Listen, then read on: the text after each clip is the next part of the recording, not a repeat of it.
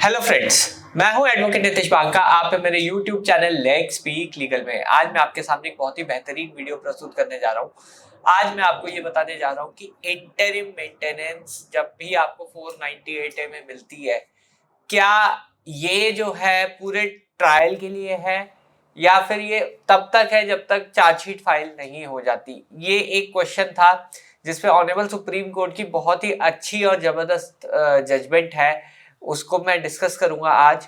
और आपके साथ क्या प्रॉब्लम आती है वो चीज मैं आज डिस्कस करने वाला हूँ, तो वीडियो को पूरा देखिएगा। इसके वीडियो के एंड में मैंने जो है एक आर्टिकल लिखा हुआ है, वो आप डिस्क्रिप्शन बॉक्स में जाके जो है जब आप वीडियो देख लेंगे तब जरूर जो है उसे देखिएगा। तो आज का वीडियो जो है शुरू करते हैं। अभी प्रॉब्लम क्या आती है, जब भी आप एंटीसिपेटरी बेल के लिए जाते हैं तो आपके मन में ये सवाल होता है कि वकील साहब आप ये बताइए कि ये जो बेल हमें मिल रही है ये सिर्फ चार्जशीट के टाइम तक है या फिर अरेस्ट का खतरा तब भी बना रहता है जब जो है ट्रायल के लिए जो है हम जाएंगे। अब प्रॉब्लम क्या आती है ऐसे केसेस में कि जब भी आप 498A की बेल लगाते हैं या किसी भी सेक्शन में आप बेल लगाते हैं तो कई वकील साहब ये बोलते हैं कि आपकी बेल को हम रेगुलर कर देंगे, हम जो है आपकी बेल रेगुलर बेल में कन्वर्ट करा देंगे जब चार्जशीट फाइल होगी। अब वहां पे कई क्लाइंट्स को ये डर लगता है कि अगर सपोज उन्हें रेगुलर बेल नहीं मिली तो क्या उन्हें अरेस्ट कर लिया जाएगा। तो ये एक क्वेश्चन जो है दिमाग में आता है। जब भी आप एंटीसिपेटरी बेल के लिए अप्रोच करते हैं या तो आप सेशंस कोर्ट अप्रोच करेंगे या फिर आप हाई कोर्ट अप्रोच करेंगे। अगर सेशंस कोर्ट ने रिजेक्ट कर दी बेल तो आप ऑनरेबल हाई कोर्ट अप्रोच कर सकते हैं। सेशंस कोर्ट या ऑनरेबल हाई कोर्ट आपको बेल ग्रांट करता है, एंटीसिपेटरी बेल ग्रांट करता है कुछ कंडीशंस जो है वो लगा के। अब एंटीसिपेटरी बेल की जो लैंग्वेज है वो ये होती है in the event of arrest, यानी अगर आपकी अरेस्ट की नौबत आती है तब आपको बेल बॉन्ड पे छोड़ दिया जाए। अब ये जो बेल बॉन्ड होते हैं या तो आपको कहा जाएगा आईओ के सामने आप फर्निश करो या फिर आप ट्रायल कोर्ट के सामने फर्निश करो। जनरली ये होता है जब एंटीसिपेटरी बेल मिल जाती है आपको तो आप जो है ट्रायल कोर्ट जाते हो जहां वहां पे चार्जशीट फाइल होती है और वहीं पे आप जो है बेल बॉन्ड अपने फर्निश करते हो। अब बेल बॉन्ड का पर्पस मैं जो है थोड़ा समझा देता हूँ। बेल बॉन्ड होती है जमानती श्योरिटीज, ये आपके केस में इसलिए होती है ताकि आपको की जो अटेंडेंस है कोर्ट इंश्योर कर पाए। कोर्ट को जो है कोर्ट के सामने आप पेश होते रहे डेट्स पे, इसलिए जो है श्योरिटी कोर्ट एक रखवाता है। इंडिपेंडेंट श्योरिटीज जो है हर एक केस में आपको बोला जाता है एक श्योरिटी लाओ 50,000 रुपए की।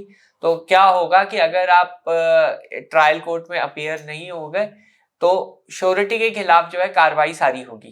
तो ये तो बेल बॉन्ड श्योरिटी का फॉर्मेलिटी होती है। जब भी आपकी चार्जशीट जो है फाइल हो जाए तो आपसे एक फॉर्म साइन करा लिया जाता है और आप एक जमानती लाएंगे। जब आप जमानती लाएंगे तो आपकी जो बेल है वो रेगुलर बेल में कन्वर्ट हो जाएगी। पर अभी भी सवाल वही रहता है कि क्या वो बेल के लिए आपको आर्ग्यू करना पड़ेगा, क्या वो बेल अगर ट्रायल कोर्ट रिजेक्ट कर दे तब क्या होगा। ऐसे जो है कुछ सवाल आपके दिमाग में आते हैं। अभी अभी ऑनरेबल सुप्रीम कोर्ट की इस एंटीसिपेटरी बेल पे जजमेंट आई है। वो जजमेंट आप देख रहे होंगे, ये जजमेंट आई थी। ये जजमेंट में ऑनरेबल सुप्रीम कोर्ट ने ये कहा था कि जो भी एंटीसिपेटरी बेल होती है वो जो है पूरे ट्रायल के लिए होगी, यानी जब तक आपका पूरा केस चल रहा है एंड टू एंड तब तक वो एंटीसिपेटरी बेल जो है रहेगी। और अगर आपका जो चार्जशीट है वो फाइल हो जाती है तब भी वो एंटीसिपेटरी बेल रहेगी।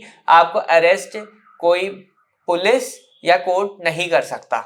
जब भी आप रेगुलर बेल के लिए जाएंगे वही एंटीसिपेटरी बेल का आप बहाना देंगे, वही चीज जो है आपका रेगुलर बेल में जो मैंने अभी प्रोसेस बताया उसके थ्रू कन्वर्ट हो जाएगी। तो यानी जो एंटीसिपेटरी बेल है उसकी जो ड्यूरेशन है यानी कब तक वो रहेगी, पूरे ट्रायल तक रहेगी। अगर एक बार आपको एंटीसिपेटरी बेल मिल गई वो पूरे ट्रायल तक रहेगी। ये चीज इस जजमेंट में दी गई है जो मैंने आपको अभी बताई है।